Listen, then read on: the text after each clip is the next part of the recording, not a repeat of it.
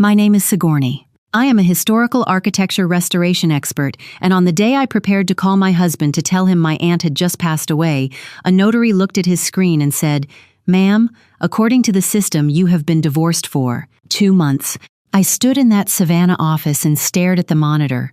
My name, Tony's name, a finalized case number from Chicago. Time completely stopped. I did not scream. I did not demand answers. I just quietly locked my phone screen. Just 5 seconds of silence, but it was enough to realize I was sharing a room with a ghost. If you have ever discovered a betrayal so deep it paralyzed you, drop a comment below and tell me where and what time you are listening to this story. Your support helps this channel grow. The illusion was over. The drive back to the estate felt like moving underwater. The tires of my rental car crunched against the white gravel of the driveway, a sharp, rhythmic sound that echoed through the empty Savannah property. It was late afternoon, and the southern winter chill had already settled over the old oak trees. I unlocked the heavy mahogany front door and stepped into the foyer. The house was entirely silent, stripped of the medical equipment and the soft hum of hospice nurses that had filled it for the past 6 months. Edith was gone. And according to the state of Illinois, so was my marriage. I did not turn on the lights. I walked into the parlor, sat on the edge of a velvet armchair, and stared at the dark screen of my phone. I knew his habits. 7 years of marriage teaches you the exact rhythm of a man's life. He would call right after his dinner, just like he did every single night since I left Chicago. At exactly 8 o'clock, the screen illuminated the dark room. Tony. I let it ring 3 times. I needed those seconds to bury my heart beneath a layer of ice. Then I swiped to answer. "Hey, sweetheart." His voice floated through the speaker, rich, warm, and perfectly modulated. "Hi," I said. My voice sounded remarkably flat, devoid of any vibration. "How are you holding up?" he asked, lowering his pitch to convey the exact right amount of sympathy. "I know today was rough with the estate paperwork. I wish I could be there with you." I listened to the cadence of his words. Before this afternoon, I would have heard a devoted husband trying to bridge the distance. Now I heard a performance. A flawless, rehearsed delivery by a man who believed he had successfully erased my existence. He was a hedge fund director. He manipulated numbers for a living. I just had no idea he could manipulate reality with the same effortless grace. "I am managing," I told him, looking out the window into the dark courtyard. "You always try to be so strong," Tony murmured. "You do not have to carry this alone, Sigourney. I am right here."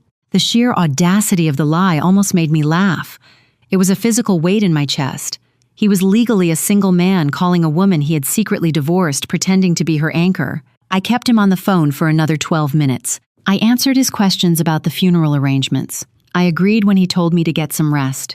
I listened, truly listened to the spaces between his words, searching for a slip, a hint of guilt.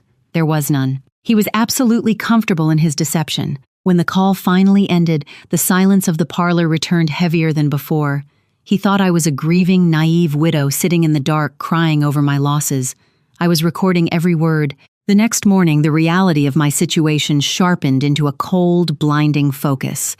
Grief for my aunt was temporarily pushed aside by a singular, methodical need to understand the perimeter of Tony's betrayal. I sat at the massive dining table with a legal pad and my phone. If he had falsified divorce papers, what else had he done? My mind immediately went to the one innocent life left in our Chicago penthouse, Barnaby. Barnaby was a golden retriever with a graying muzzle and a heart entirely too big for his chest. I had raised him since he was a puppy. When I packed my bags for Savannah 6 months ago, leaving him behind was the hardest part. Tony had promised to take him for his daily walks along the lake, sending me occasional photos of Barnaby sleeping on the rug. I dialed the building manager of our high-rise, a polite man named Greg who usually handled our maintenance. "Greg, it is Sigourney," I said, keeping my tone casual. "I was just checking in. Has Tony been taking Barnaby down to the dog run lately? I want to make sure the old boy is getting enough exercise." There was a long, uncomfortable pause on the other end of the line. "Oh," Greg stammered, "Mrs. Sigourney." I thought, well, I haven't seen Barnaby in weeks. My hand tightened around the pen. Weeks. Yeah. When I ran into Tony in the lobby last month, he mentioned that you had come up and taken Barnaby down to Georgia with you. He said the dog needed a yard. I haven't seen him since. The room spun. A sickening wave of nausea hit the back of my throat. I thanked Greg, my voice barely above a whisper, and ended the call. I stood up from the table and walked over to the floor-to-ceiling windows overlooking the Spanish moss. Tony had not just divorced me in secret. He had gotten rid of my dog.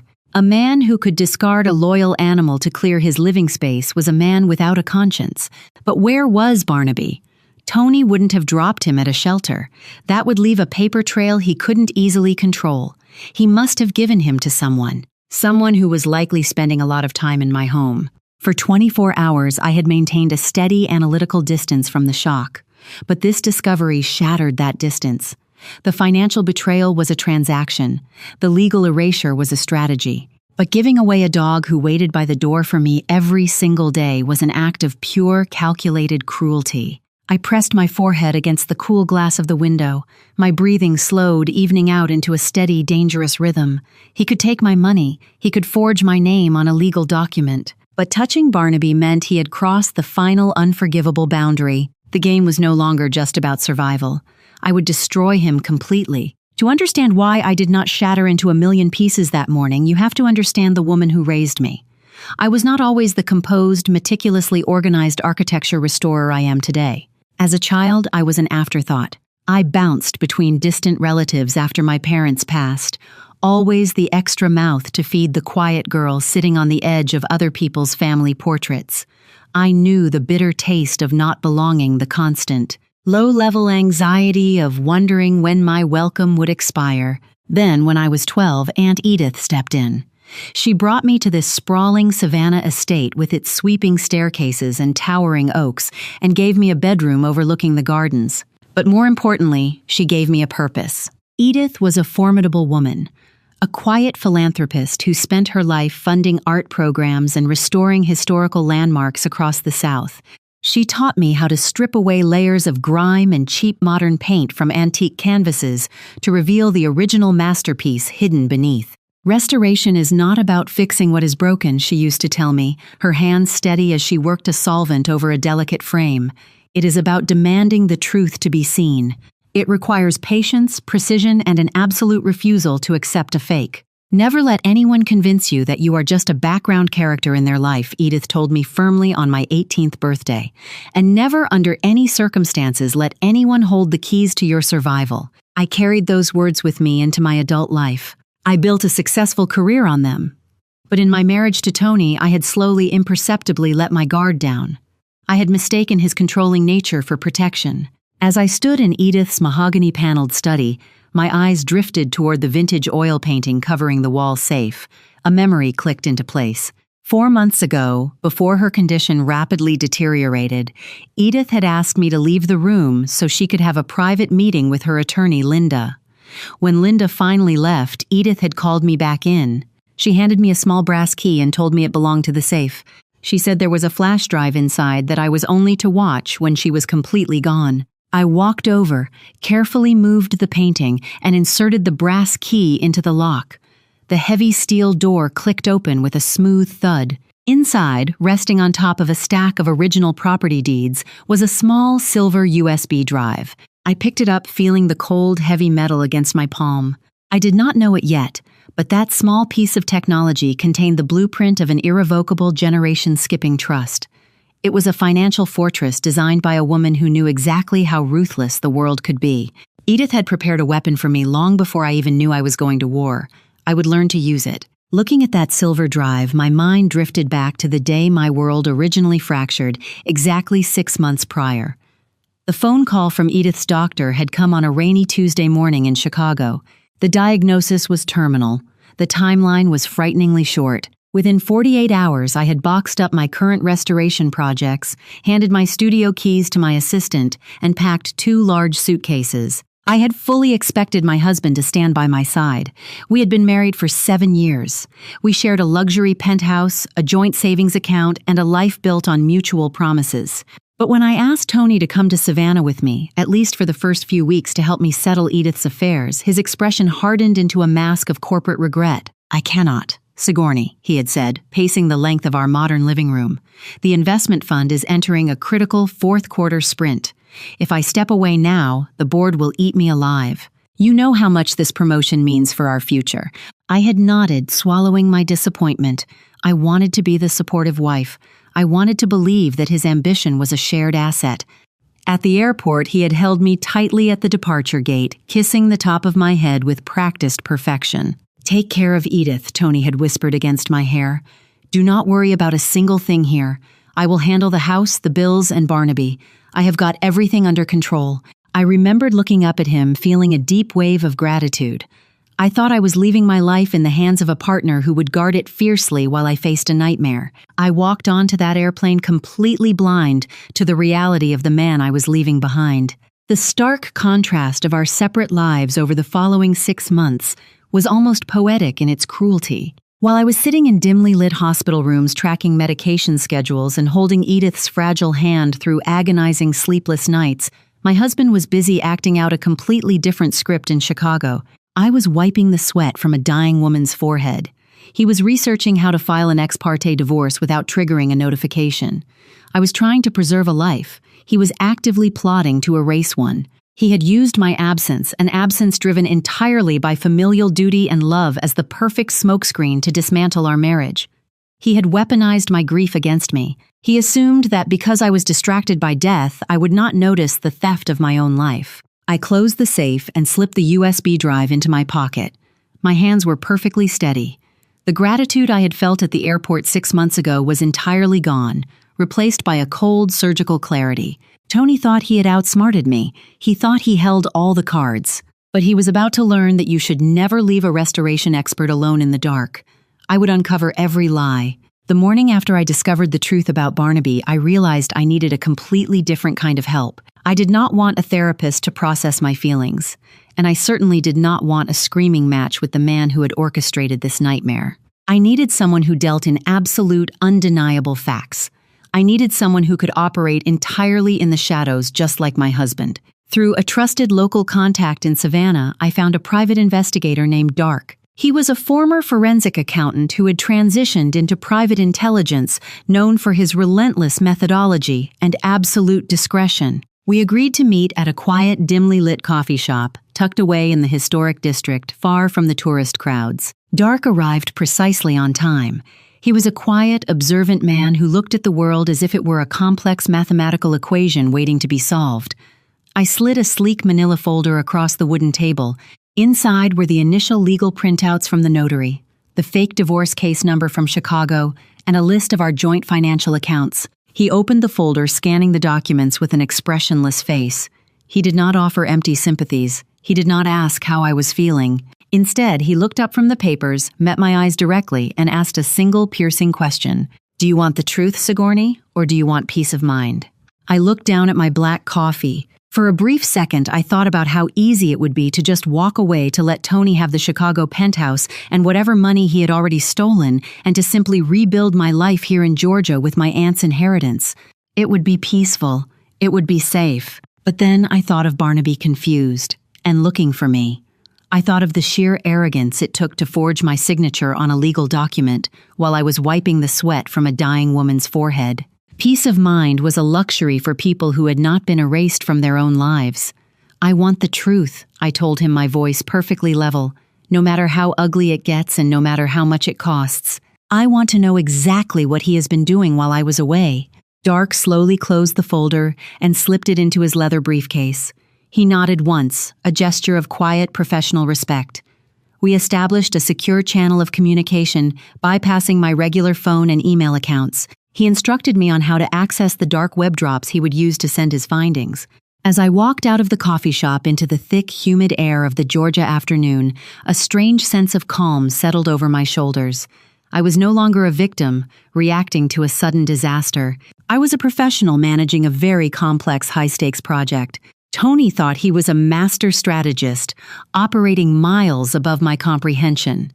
He was about to find out what happens when you underestimate a woman who restores history for a living. I was an expert at uncovering things people had deliberately painted over. The real hunt had just begun. Dark worked with terrifying speed. Within 48 hours, an encrypted notification appeared on the secure tablet he had provided me.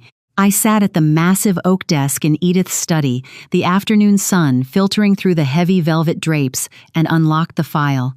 The first report detailed the identity of Tony's mistress. I had prepared myself to see a stranger, perhaps a younger colleague from his investment firm, or someone he met at a downtown bar. But when the high-resolution photograph loaded on the screen, the breath caught in the back of my throat.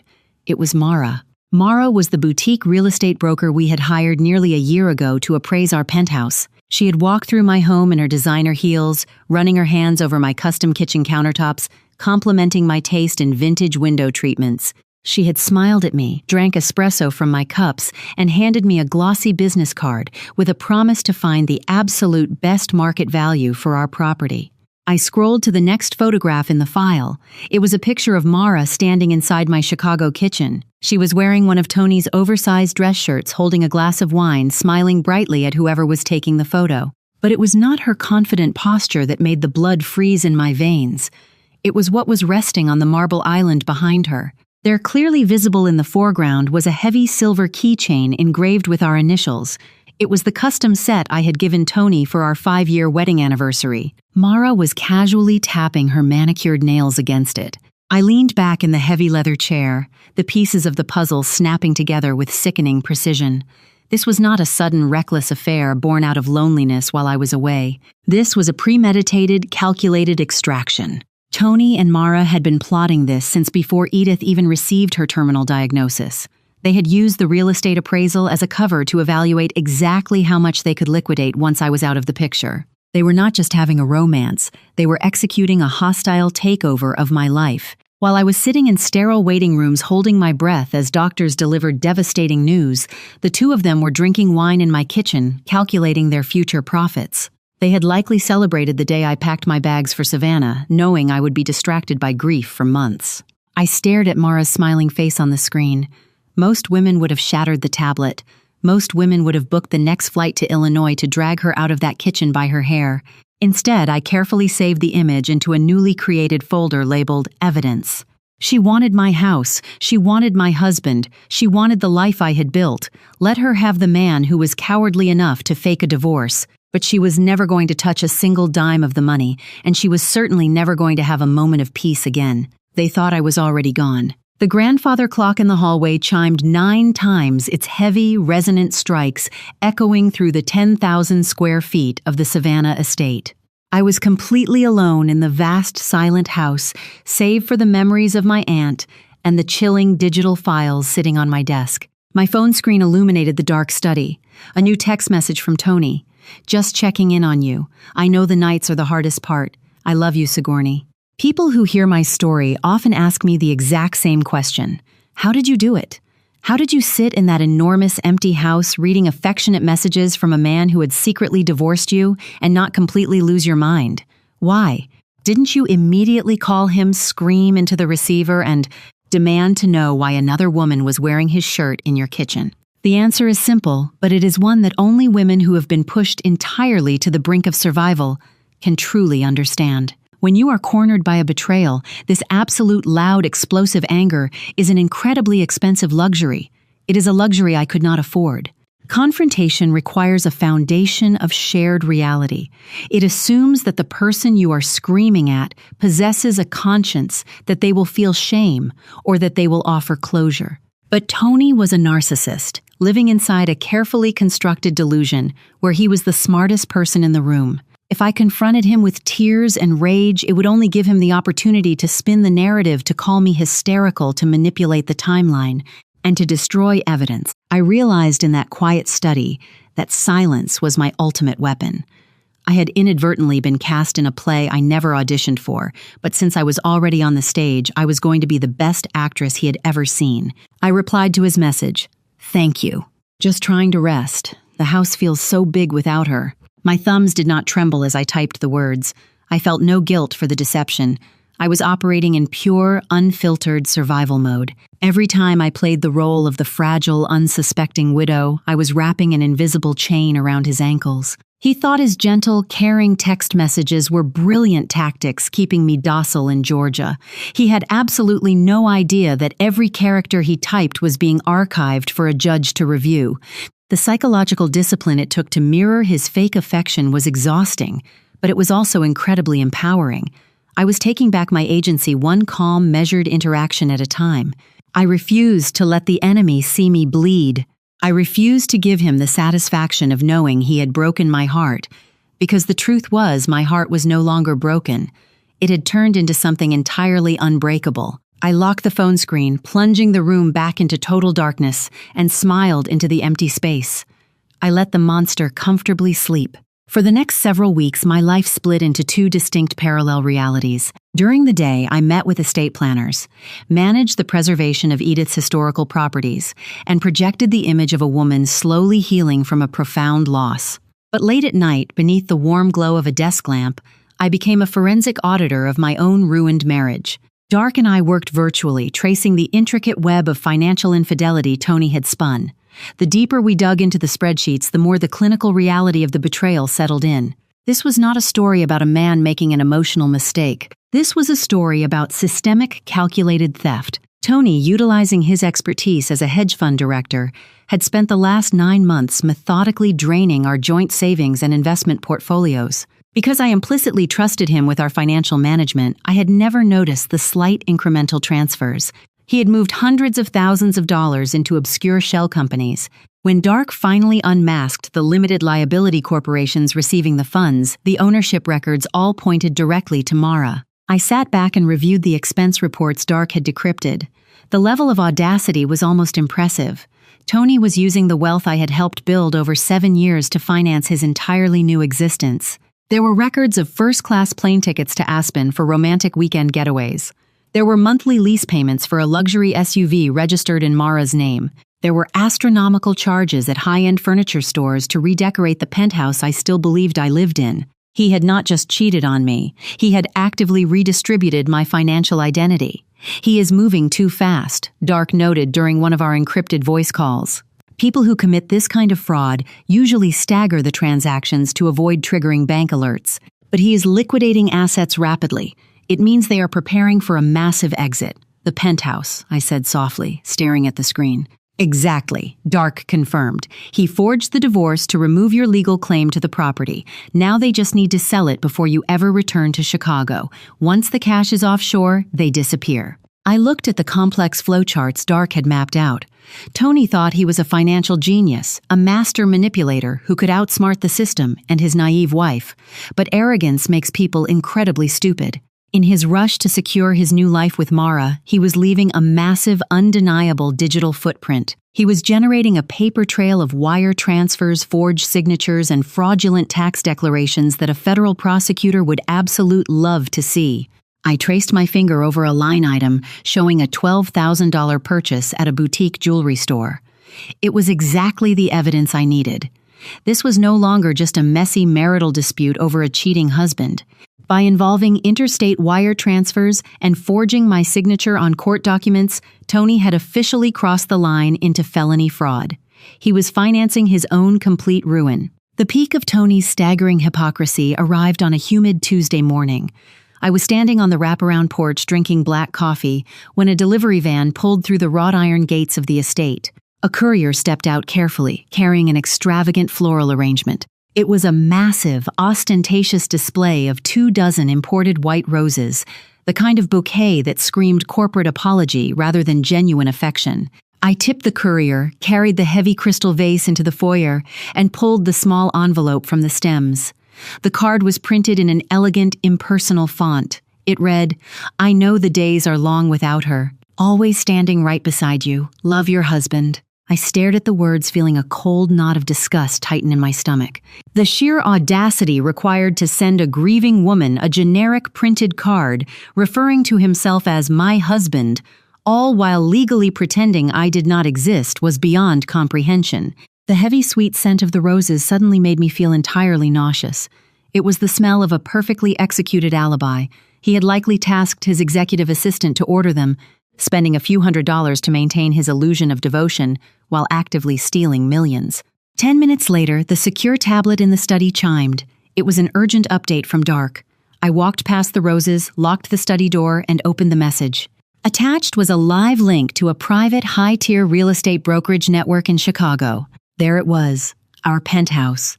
The home where I had picked out the paint colors, the home where I had raised Barnaby, the home where I had promised to spend the rest of my life. It was officially listed for sale at a staggering premium.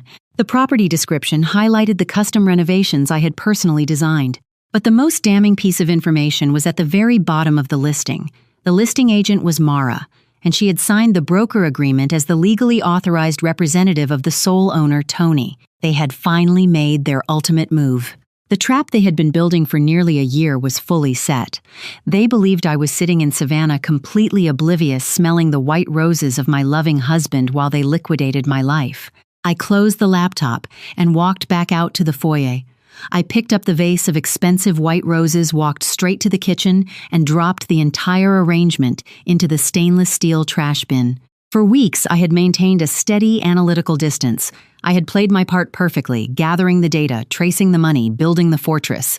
But seeing my home actively paraded on the market by the woman who was sleeping in my bed snapped the final lingering thread of my patience. Tony wanted to play a game of real estate and legal manipulation.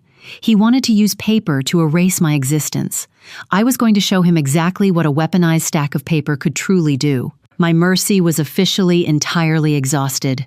The next morning, I drove into downtown Savannah to meet with Linda, the attorney who had managed my aunt's affairs for over 2 decades. Her office was housed in a beautifully restored 19th century building, smelling of old paper and lemon polish. It was a place where generations of wealth and secrets had been quietly, meticulously managed. I sat across from her heavy mahogany desk and handed her the preliminary file Dark had compiled, including the Chicago case number for the divorce I supposedly requested. Linda put on her reading glasses. She did not express outrage. She simply logged into the National Legal Database and began pulling the public records associated with the case. Within 10 minutes, she printed a stack of documents and laid them flat on the desk between us. "The divorce is legally finalized," Linda said, her voice steady and professional. "He filed it entirely ex parte. To ensure you never received the summons, he established a phantom mailing address at a commercial shipping center across the city. The court sent the notices there. When you naturally failed to respond, he requested a default judgment." She tapped her manicured finger against the final page of the decree. "And here is the waiver of asset division, complete with your signature." I looked down at the blue ink. It was a very good forgery, mimicking the slight slant of my handwriting, but it lacked the fluid pressure of a natural signature. Tony had meticulously practiced stealing my name. If you have ever gotten goosebumps discovering a hidden truth right under your nose, leave a comment below. Let me know you are still with me. "It is a forgery," I stated simply. "I assumed as much," Linda replied carefully, sliding the paper back into the folder. Then she opened her desk drawer and retrieved the silver USB drive I had brought from Edith's safe. She connected it to her laptop. "Edith knew your marriage was failing long before you did," Sigourney Linda explained softly as the files loaded. She saw the way Tony looked at her properties. She asked me to structure her estate to be completely impenetrable. She turned the laptop screen toward me.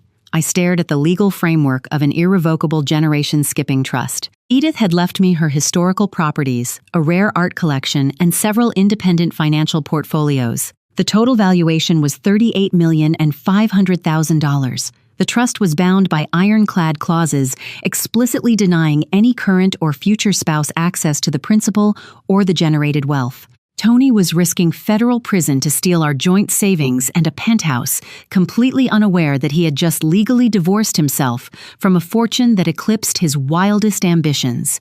He was playing for pennies in the dirt while I was holding the keys to the entire kingdom. The trap was officially set. Returning to the estate, I felt a strange equilibrium settling into my bones. The financial and legal mechanisms were in motion, heavily weighted in my favor. But later that evening, the encrypted tablet chimed with a new message from Dark, and that equilibrium was severely tested. It was a short 10-second surveillance video. Dark had captured footage of Mara walking through a high-end Chicago park. Walking on a leash beside her was Barnaby. I maximized the video, my eyes locking onto the golden fur I had brushed 1,000 times. He looked so incredibly sad. Barnaby had always been a dog with a vibrant, bouncy stride, constantly pulling forward to inspect every fallen leaf. In the video, his head hung low.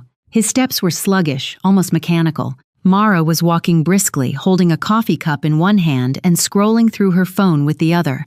She occasionally yanked the leash to keep him moving at her preferred pace. She had replaced his worn, comfortable leather collar with a stiff designer chain that looked heavy and entirely impractical. She did not look down at him once. To her, Barnaby was not a living, breathing creature who missed his family. He was just another stolen accessory, a prop she used to solidify her position in Tony's life.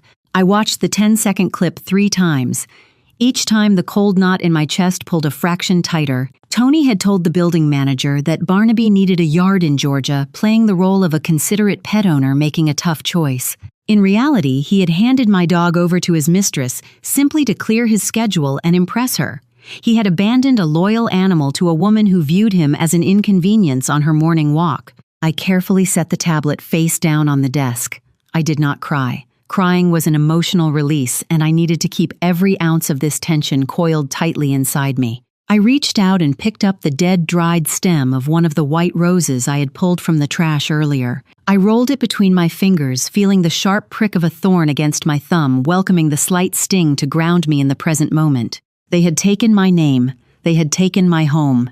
But seeing Barnaby looking so defeated, tethered to a woman who had helped destroy his world, stripped away any lingering hesitation I might have harbored about the severity of my retaliation.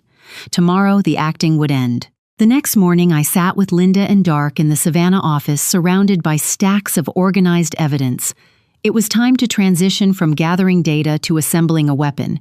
We were not going to rely on emotional pleas or dramatic courtroom speeches. We were going to rely on the absolute crushing weight of legal documentation.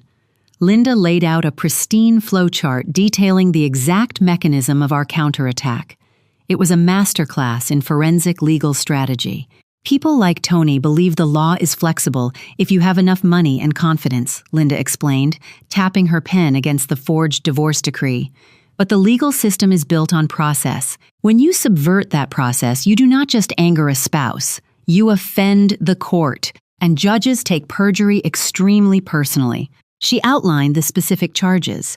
We were going to hire a board-certified forensic document examiner to analyze the signature on the waiver. Forensic analysis does not just look at the shape of the letters. It examines pen pressure, stroke velocity, and the microscopic indentations left on the paper. It is an exact science. Once the forensic report proved the signature was forged, the entire divorce decree would be classified as fraudulent. That alone was a severe offense. But when combined with Dark's financial reports, the narrative shifted from a messy domestic dispute to a coordinated criminal enterprise. Tony had forged a federal document to facilitate the unauthorized transfer of marital assets across state lines into shell companies controlled by Mara. He thinks he is protected because he is the primary account holder on the investments, Dark added, his voice low and gravelly.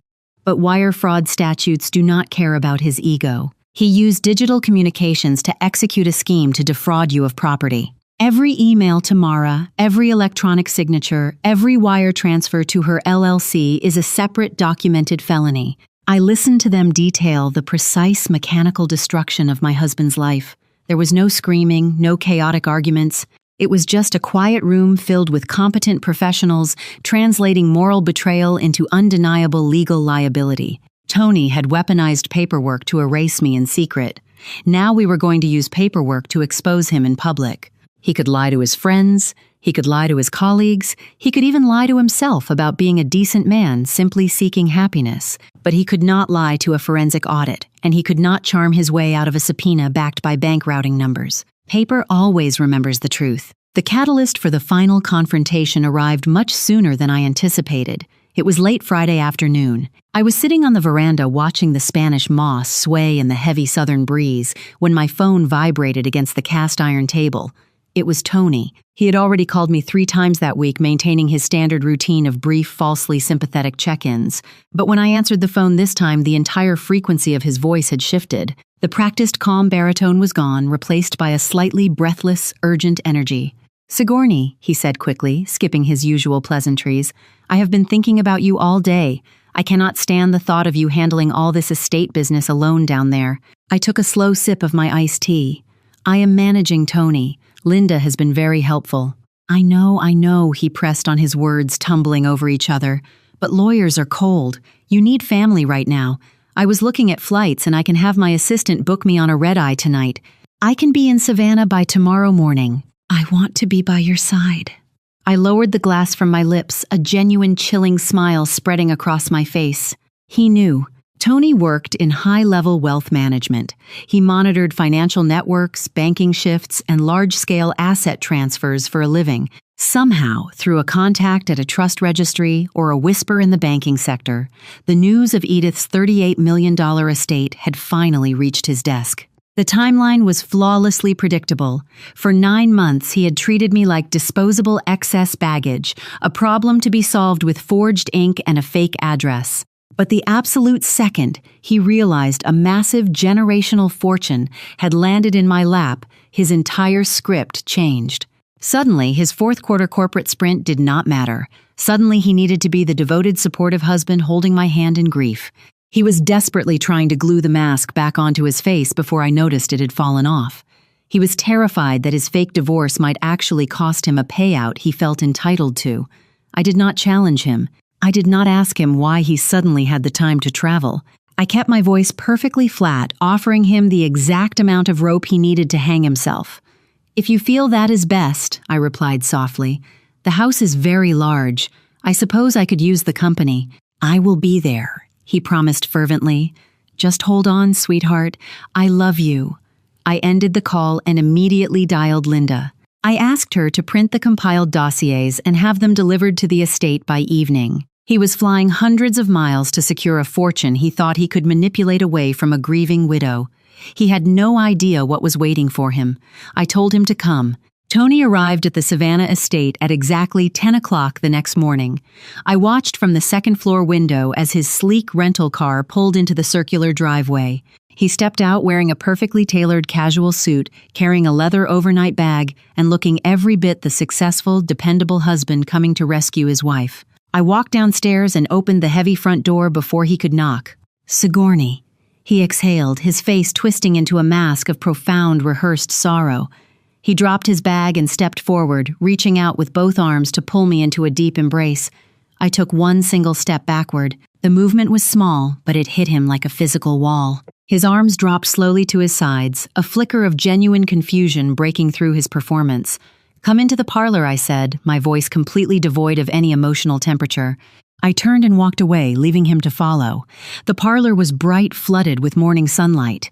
In the exact center of the antique mahogany coffee table sat a thick black leather binder. I stood behind one of the velvet armchairs and gestured toward the sofa opposite me. Tony sat down slowly, his eyes darting between my impassive face and the binder on the table. The confident executive aura was rapidly evaporating, replaced by the nervous energy of a man sensing a shift in the atmosphere he could not control. "What is all this?" he asked, attempting a light, confused chuckle. "I thought we were going to spend the day resting." "Open it," I instructed. He hesitated, then reached forward and flipped open the heavy cover. The very first page was a high-resolution photograph of Mara standing in our Chicago kitchen, smiling, her fingers resting near the engraved silver keys. "Have you ever looked at someone you once loved and only seen a complete stranger? Tell me how you survived that moment in the comments." Tony froze. The color drained from his face so quickly he looked physically ill.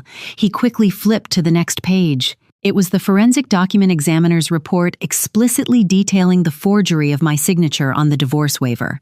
The next page contained the wire transfer records moving our joint funds into Mara's LLC.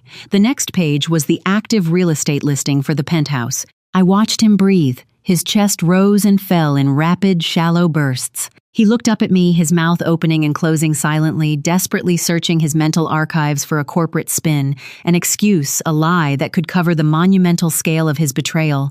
"Sigourney won," he stammered, his voice cracking. Things got incredibly stressful at the firm. The pressure, it was overwhelming. I wasn't thinking clearly. I looked at him feeling absolutely nothing but cold, clinical disgust. "You used the word pressure to describe stealing my life," I asked softly. He had absolutely nothing left. The silence in the parlor stretched out thick and suffocating. Tony stared at the open binder, the color completely drained from his face. For the first time in our 7 years together, the polished, confident hedge fund director had absolutely nothing to say.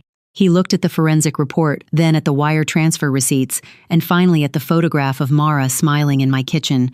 His carefully constructed reality was collapsing in real time, right in front of his eyes. When the initial shock wore off, a different kind of desperation took over. His breathing grew shallow and rapid. He abruptly stood up from the velvet sofa, running a hand through his perfectly styled hair, trying to physically tower over me to regain some semblance of control. "Sigourney, you are not thinking clearly," he began, his voice rising, adopting the condescending tone he usually reserved for underperforming employees. "You do not understand the financial pressure I was under. The firm was demanding everything from me. I made some poor choices to protect our assets, yes, but this is an extreme overreaction.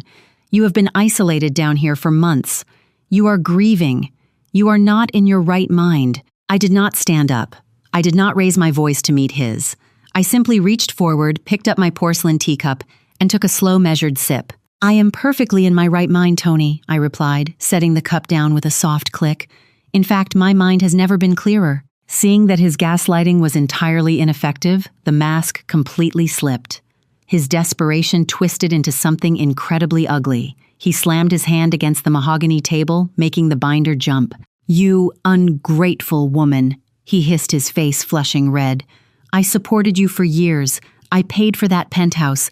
I let you play with your little art restoration hobby while I built a real empire. If you think you can just ambush me with a stack of papers and walk away with everything, you are delusional.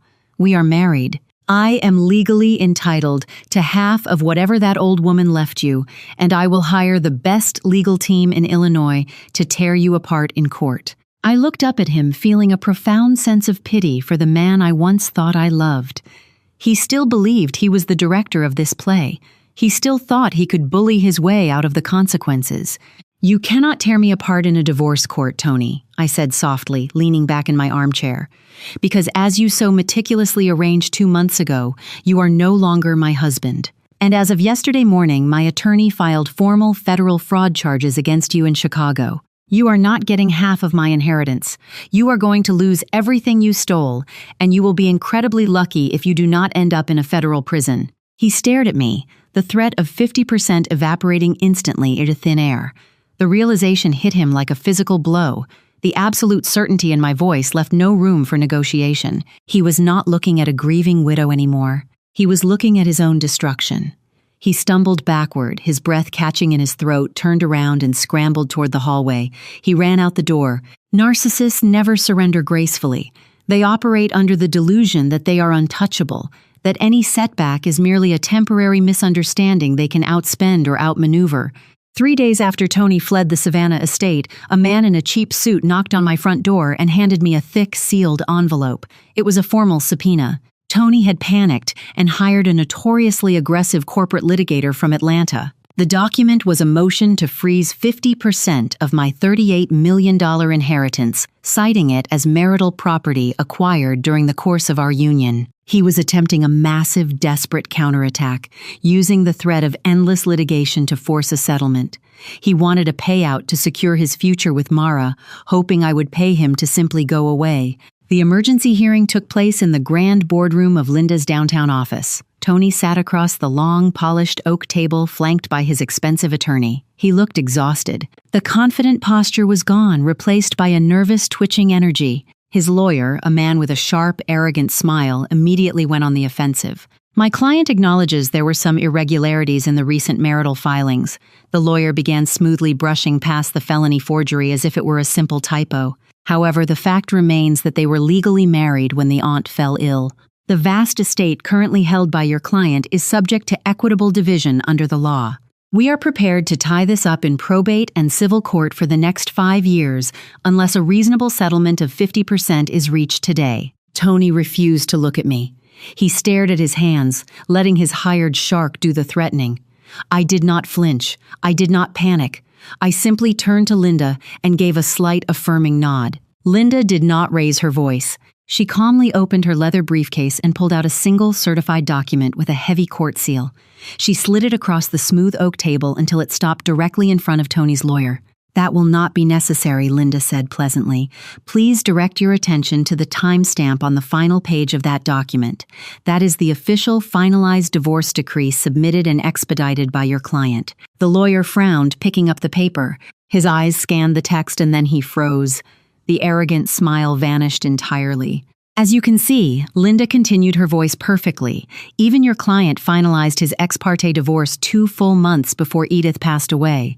By his own deliberate, calculated action, he legally severed all ties to Sigourney long before the inheritance even existed. He is not entitled to a single penny of her family trust, because when the trust was executed, he was just a stranger. Tony finally looked up, his eyes wide with absolute horror.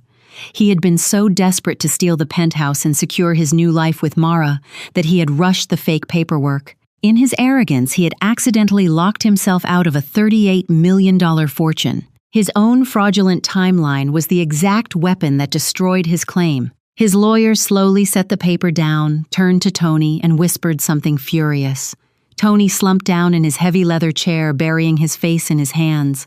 The fight was completely over. He built his own cage. While Tony was sitting in that Savannah boardroom, realizing he had just bankrupted himself, a completely different kind of justice was being executed 1,000 miles away in Chicago. The financial victory was necessary and the legal destruction was satisfying, but there was only one thing I truly needed back to make my life whole again. Late that morning, 2 Chicago police officers, accompanied by my investigator, Dark, knocked on the heavy wooden door of the luxury apartment Mara was currently renting. When she opened the door, dressed in her expensive silk robe, she was expecting a package delivery. Instead, she was presented with a court order. Behind her, pacing nervously in the confined hallway, was Barnaby. Dark stepped forward and calmly presented the officers with the verified microchip registry. The documentation clearly proved that Barnaby was legally registered solely under my name. Tony had never been listed as an owner, meaning he had absolutely no legal right to give my dog away. Mara tried to argue, raising her voice and threatening to call Tony, but the officers were completely unmoved by her performance. They gave her 5 minutes to surrender the animal. She did not even say goodbye to him. She simply handed the leash to the officer and slammed her door. I received the encrypted video call from Dark while I was standing in the courtyard of the Savannah estate. When the screen connected, I saw Dark sitting in the back of a private transport vehicle. Next to him, looking incredibly confused but safe, was Barnaby.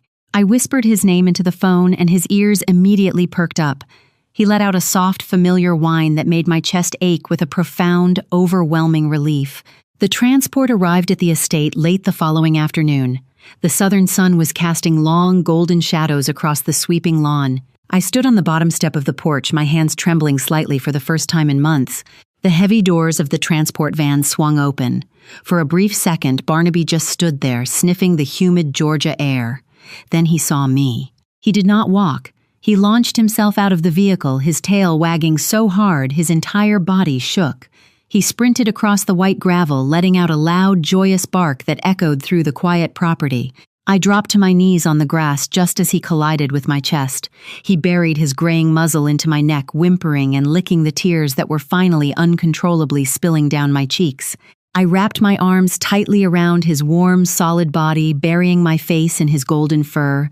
I cried for the months we had lost.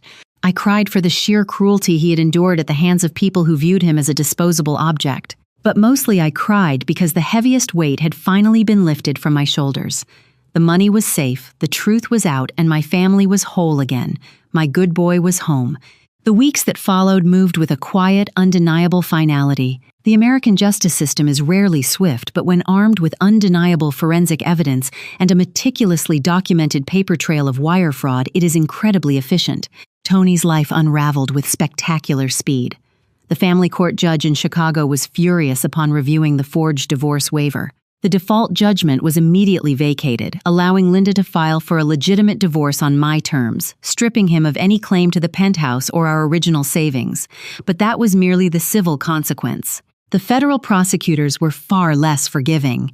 Faced with overwhelming evidence of wire fraud and perjury, Tony's high-priced attorney advised him to take a plea deal. He avoided a lengthy prison sentence, but he was heavily fined, placed on strict federal probation, and stripped of his financial licenses. His reputation in the wealth management sector was permanently annihilated. No reputable firm would ever trust him with a client's portfolio again. He was officially bankrupt, both morally and financially. As for Mara, her loyalty lasted exactly as long as the stolen money did. The moment Tony's accounts were frozen by the federal investigators, she quietly packed her designer bags and vanished from Chicago. She abandoned him the exact same way they had planned to abandon me. Back in Savannah, I slowly began to breathe again. I took a portion of the $38 million trust and initiated a massive restoration project. But I was not just restoring the antique architecture of Edith's estate, I was restoring its purpose. Following the philanthropic spirit of the woman who had saved me, I converted the sprawling west wing of the mansion into the Edith Carter Art Patronage Institute. It was a fully funded, immersive educational program designed specifically for orphaned and displaced children. We brought in instructors to teach them painting, sculpture, and historical preservation. We gave them a safe, beautiful environment to discover their own worth. One afternoon, I stood on the balcony overlooking the grand courtyard. Below me, a dozen children were laughing, their hands covered in bright paint running across the grass under the shade of the ancient oak trees. Barnaby was sleeping peacefully in a patch of warm sunlight nearby. I watched them feeling a profound sense of equilibrium. The nightmare Tony had engineered was completely gone, replaced by something beautiful, enduring, and real. The storm was finally over. I often sit on the wraparound porch in the early mornings drinking black coffee while the Savannah air is still cool and quiet. Barnaby usually rests his heavy head on my feet, content simply to be near me. In these quiet moments, I look out at the massive estate and think about the strange, terrifying journey that brought me back here. People who hear about the forged documents, the secret mistress, and the stolen money often ask if I feel a lingering sense of rage. They expect me to be bitter forever, scarred by the magnitude of the betrayal. But the truth is, I do not feel anger anymore. Anger requires you to care about the person who hurt you. When you spend your life restoring historical architecture and antique art, you learn something fundamental about value.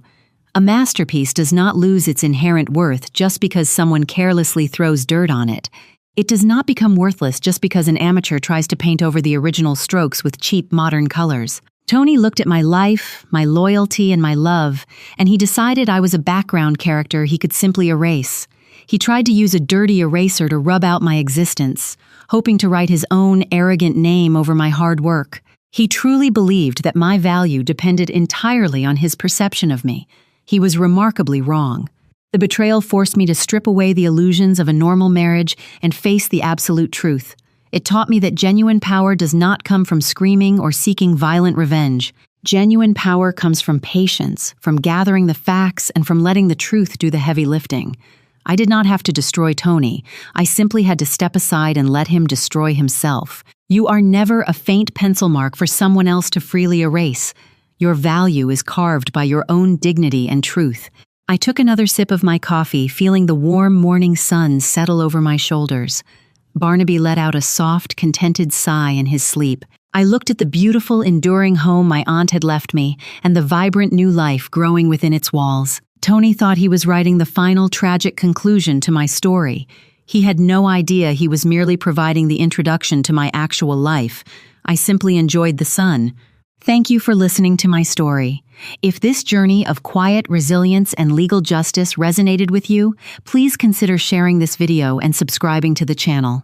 Have you ever had to walk away from someone toxic to find your true peace? Let me know in the comments below. Until next time, remember to protect your peace and never let anyone hold the keys to your survival.